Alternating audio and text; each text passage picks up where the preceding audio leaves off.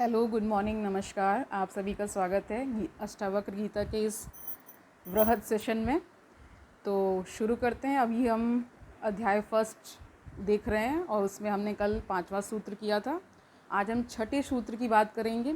I hope आप इसका आनंद ले रहे होंगे, इसके गुण अर्थ को समझ पा रहे होंगे और आपके जीवन में परिवर्तन भी आ रहा होगा। तो शुरू करते हैं।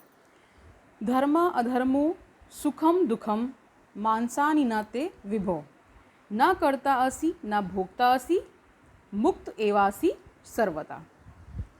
तो आगे इसका अर्थ जानते हैं।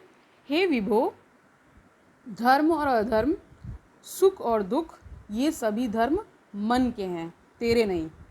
अर्थात इनकी अनुभूति तू नहीं करता, तेरा मन करता है। इसी प्रकार ना तू कर्मों का करता है ना ही भोगता है, अर्थात ना ही उनके परिणामों को भोगने वाला है। तू हमेशा से ही मुक्त ही है। इसकी व्याख्या जानते हैं। यह आत्मा चैतन्य मुक्त है, असीम है। असीम मीन्स जिसका कोई सीमा नहीं होती है वो, और सभी जगह संव्याप्त है। आत्मा को किसी भी प्रकार के बंधन में नहीं बांधा जा सकता है। शरीर तो सीमित है, मन विवेक भी सीमित है। आत्मा किसी एक शरीर अथवा मन से बंधी हुई नहीं होती है। यह सारी विविधता शारीरिक तथा मानसिक है। आत्मा में कोई भिन्नता नहीं है। इसलिए कहा जाता है जो आत्मस्थ पुरुष हैं ये जान लेते हैं कि हम सब एक ही हैं। तो जब हम ये जान लेंगे कि हम सब एक ही हैं तो फिर लड़ाई झगड़ा किससे करेंगे, ठीक है। तो इसीलिए जो महापुरुष होते हैं वो इस ज्ञान को प्राप्त इसी वजह से कर पाते हैं कि वो ये जान लेते हैं कि आत्मा और हम सब एक ही हैं। इस कारण अष्टावक्र राजा जनक को विभो व्यापक शब्द से संबोधित करते हुए कहते हैं कि तू शरीर नहीं है, व्यापक आत्मा है, इसलिए तू हमेशा मुक्त ही है। यह मुक्ति ही तेरा स्वभाव है। इसको प्राप्त करने की आवश्यकता नहीं होती, यह अपने आप ही प्राप्त हो जाता है, ठीक है।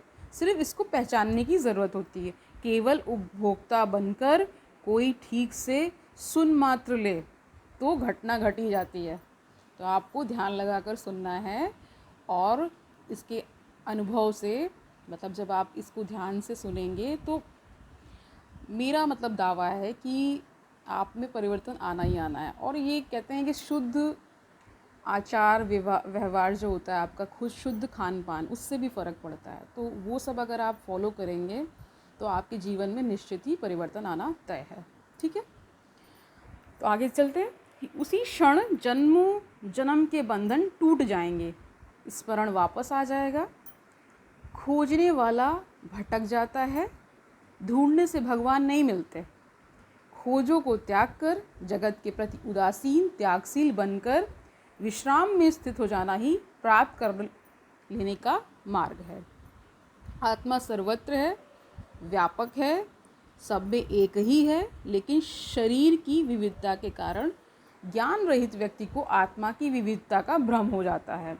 जैसे यह मेरी आत्मा है या उसकी आत्मा है, हर व्यक्ति में अलग अलग आत्माएं होती हैं, आत्माएं अनंत है आदि। तो ऐसा कुछ भी नहीं है, आत्मा एक ही है, ठीक है।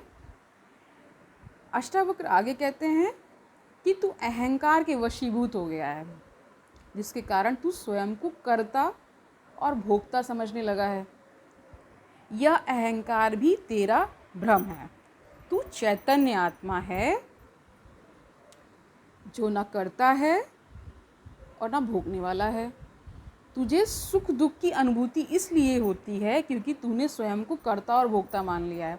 यानी कि जो भी आपको सुख और दुख हो रहा है वो सिर्फ इस वजह से हो रहा है क्योंकि आप खुद को कर्ता मान रहे हैं और भोक्ता मान रहे हैं। जिस समय जिस क्षण आपको ये ज्ञान हो जाएगा कि मैं ऐसा कुछ भी नहीं हूँ, मैं चैतन्य स्वरूप हूँ, उस क्षण ही मुक्ति निश्चित है। ये पूरा इसका सार है, ठीक है। आगे देखते हैं। तू धर्म और अधर्म की बातें करता है, वास्तव में यह धर्म अधर्म, सुख तथा दुख, हानि तथा लाभ मन के ही हैं। सब मन करवा रहा है, ठीक है। सब मन के स्तर पे, उसके तल पे हो रहा है। इसलिए ऐसा हमें महसूस होता है कि हम आत्मा को छोड़ कर के बाकी सब चीज़ें हैं, शरीर हैं, ठीक है। ये सब शरीर में लिप्तता ज़्यादा है, शरीर का जो अहंकार है वो ज़्यादा है। तो इस वजह से ये सारी चीज़ें हैं। तू अहंकारवशी आ गया, तू अहंकारवशी अपने को आत्मा से अलग अनुभव कर रहा है। यदि तू उसको छोड़ दे तो तू आत्मवत सर्वदा मुक्त ही है। ठीक है, घमंड के समाप्त हो जाते ही तू कर्ता तथा भोक्तापन से मुक्त हो जाएगा और इस धर्म अधर्म हानि लाभ के दुष्चक्र से हमेशा के लिए मुक्त हो जाएगा। तो आज के लिए इतना ही। हरिओम तत्सत।